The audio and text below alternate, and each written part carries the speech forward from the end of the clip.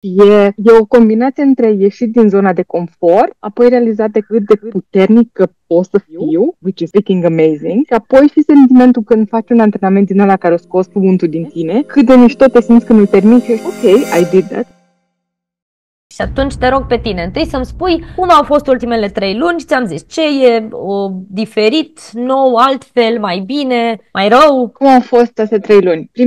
Cred că prima lună a fost super scary în termen de am fost în afara zonei mele de confort 100%.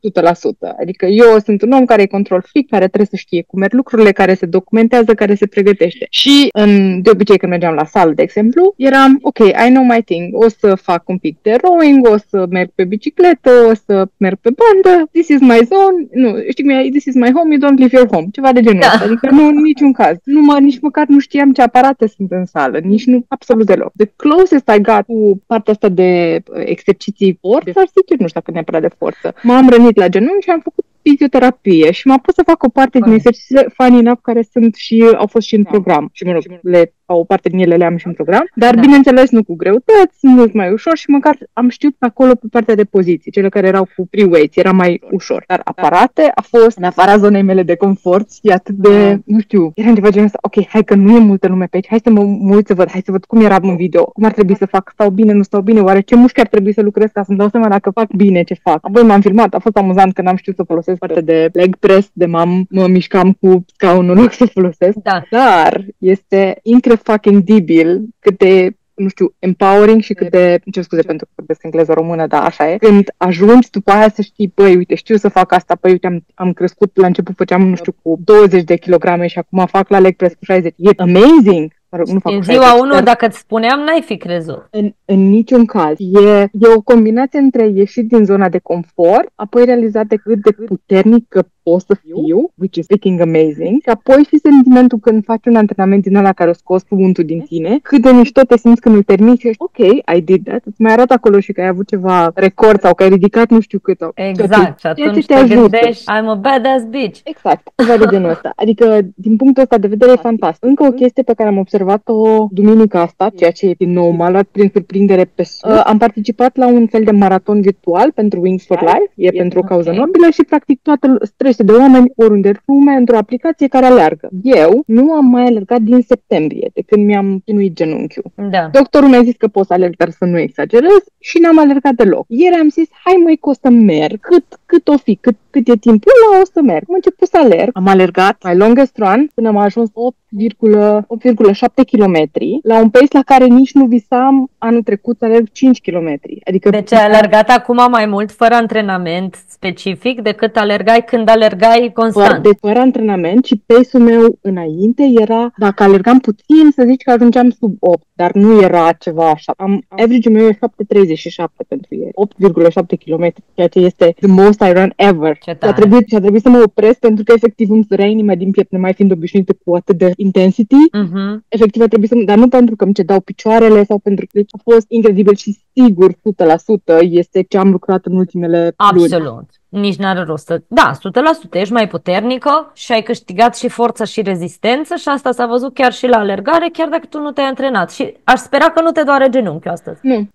Un picut s-a supărat el pe mine că m-am mai aplicat de câteva ori ieri, că problema este când îl îndoi, dar nimic, nu mă doare. Deci nu mă doare nimic, e ok și clar nu o să mai alerg distanța asta, dar probabil o să-mi introduc, alerg o dată pe săptămână, nu foarte mult, dar o să mă focusez pe viteză pentru că a fost super fun. Putem să discutăm despre asta când vorbim de ce facem mai departe, dacă e cazul să reintroducem. Excelent!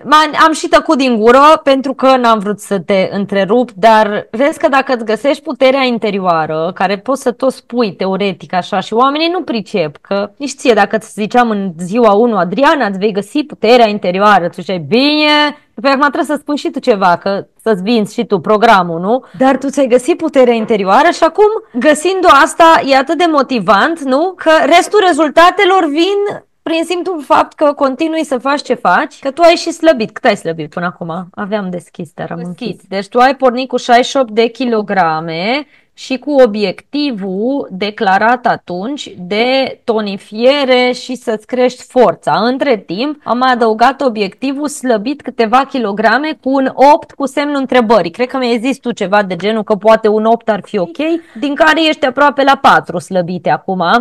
Și nu ca obiectiv inițial, deci ca consecință până la urmă a tot ce s-a întâmplat și a faptului că ți-ai dat seama că poți, că nu-i chiar așa, nu-i chiar așa îngrozitor de greu și merge. Partea asta cu slăbitul cât de greu ți-a fost? Că asta a fost în mare parte din alimentație și tu ai înțeles lucrul ăsta, am văzut că ai înțeles. Am avut o revelație pe partea cu slăbitul, pentru că eu în capul meu, înainte să discut cu tine, credeam că mănânc relativ sănătos. Adică dacă întreb toți colegii mei cu care mănânc prânz, eu mereu mâncam sănătos. Adică întotdeauna în farfuria mea vedeai o căruță de legume, întotdeauna mă asiguram să am, era chestia cu nu mai știu câte, fructe și legume. Adică încercam să diversific, încercam să am grijă cumva de ce mănânc, să mă hrănesc, să nu mănânc prostii, să zic așa. Da. Numai că neavând exercițiul ăsta să estimez, pe care îl înveți cu aplicația și, by the way, am long way, adică cred că trebuie să o folosesc un an de zile până să mă prind exact să pot să estimez, aveam idee ce înseamnă câte proteină mănânc, cât carbohidrați mănânc.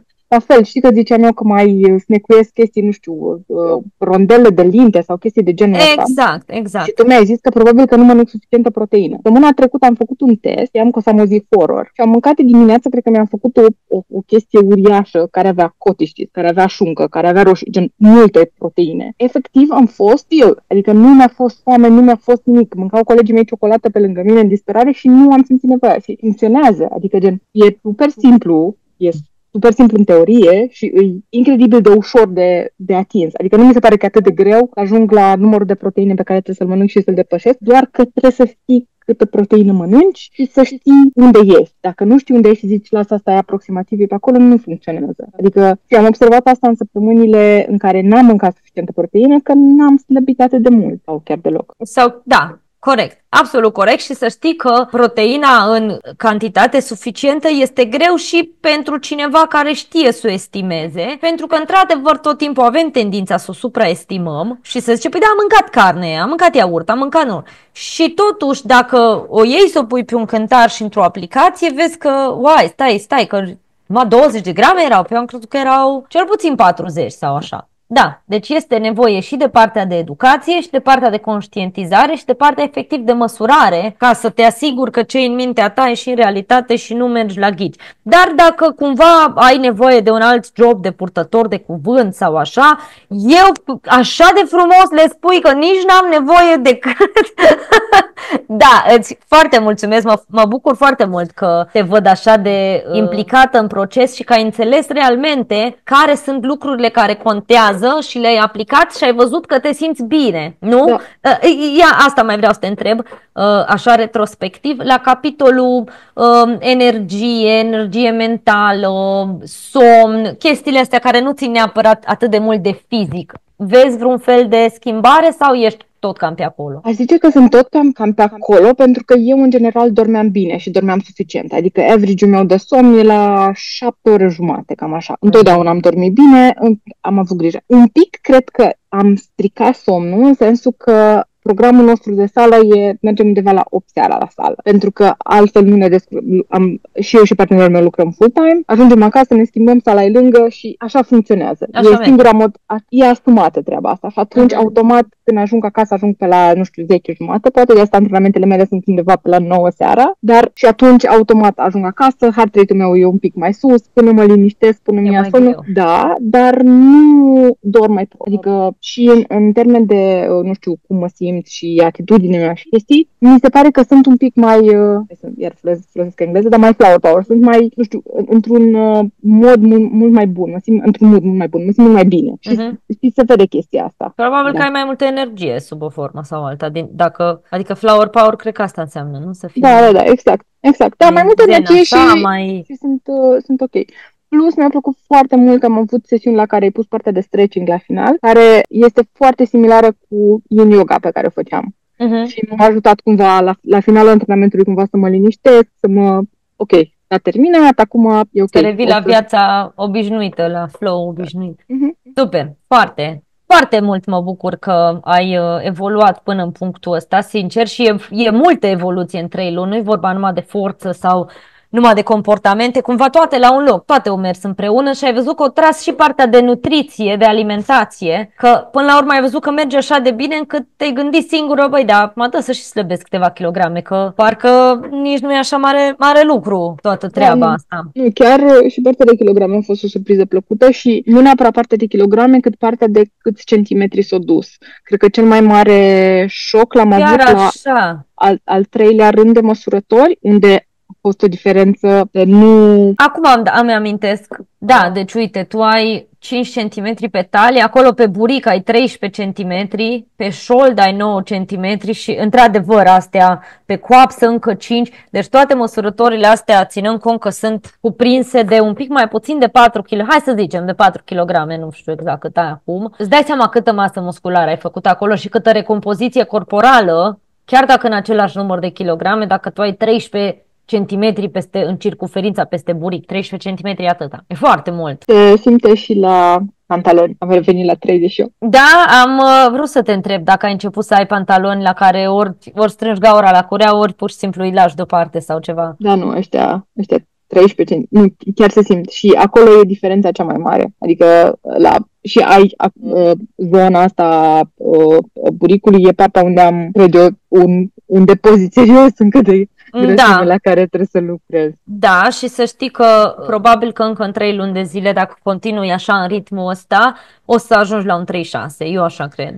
Că ai zis că ai ajuns la 38 la pantaloni, eu cred că liniștită poți să ajungi la 36 fără să faci eforturi în plus, doar aceleași eforturi cumva continuate în timp sau evoluția naturală a progresului pe care l-ai avut până acum. Eu așa consider. Problema este că o să am nunta în august și mi-am cumpărat deja rochia de mireasă. Să știi că m-am gândit la asta, nu știam când ai nunta, dar când mi-ai zis că ai căsătoria civilă, m-am gândit că acum ce facem? Mai slăbim, nu mai slăbim, se modifică rochia, nu se modifică, până în august e 5 mai, 5 iunie, 5 iulie, 2 luni de zile poți să mai faci ce vrei tu și după asta te duci la probă și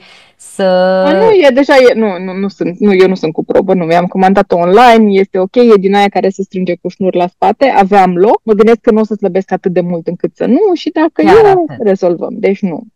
Liniștit atunci în cazul ăsta, m-am gândit și eu la chestia asta, că totuși să ținem cont acum că n-aș vrea să mă înjuri că ți-am stricat rochia de mireasă și ai treaba acum mai departe.